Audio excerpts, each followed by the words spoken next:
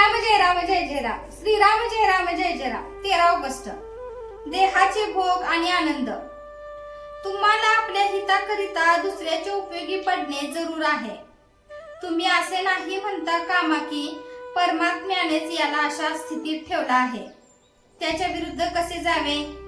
तुम्हाला परमात्म्याच्या विरुद्ध जाणे शक्यच नाही.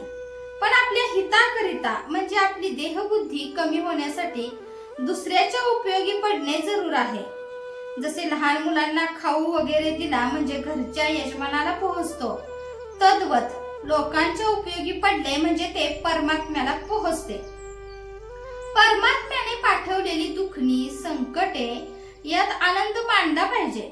एखाद्या आजारी माणसाची देह कष्ट घेऊन शुश्रूषा करायला मी जर तुम्हाला सांगितली तर ते काम तुम्ही आनंदाने कराल. सद्गुरूंनी आपल्याला हे काम सांगितले याचा आनंदच वाटेल. मग परमात्म्याच्या इच्छेने येणारी दुखणी संकटे यांचाही तुम्ही का नाही मानू आनंद? पण परमात्मा आपल्या सर्वस्वी हित करता आहे असा तुमचा दृढ विश्वास आहे कुठे? परमात्म्यानेच धाडलेली संकटे त्यालाच दूर करायला कशी सांगावीत?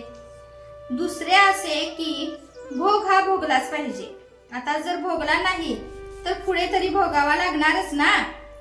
देह सुस्थितीत असला म्हणजे देहाचा विसर पडतो असे तुम्ही म्हणता.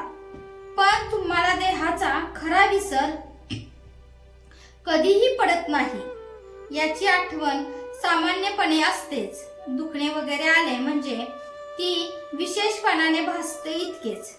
दुखणे आणि त्याचे दुःख ही दोन्ही निराळी असल्यामुळे दुखणे आले तरी मनुष्याला आनंदात राहता येईल. ज्याच्याजवळ भगवंत असेल त्यालाच आनंदाचे जगणे प्राप्त होईल. म्हणून ज्याला आनंदात जगायचे आहे त्याने नाम घ्यावे आणि भगवंताच्या अनुसंधानात राहावे. अनुसंधान कशाला म्हणावे?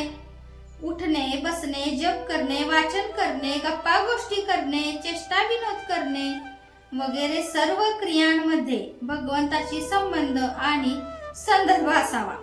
हेच अनुसंधान. भगवंताचे अनुसंधान आपल्याला भगवंताकडे घेऊन जाते. मी अनुसंधान टिकवीन असा मनाचा निश्चय करावा. जगाच्या प्रवाहात उलट पोहणे म्हणजे भगवंताचे अनुसंधान टिकवणेच होय.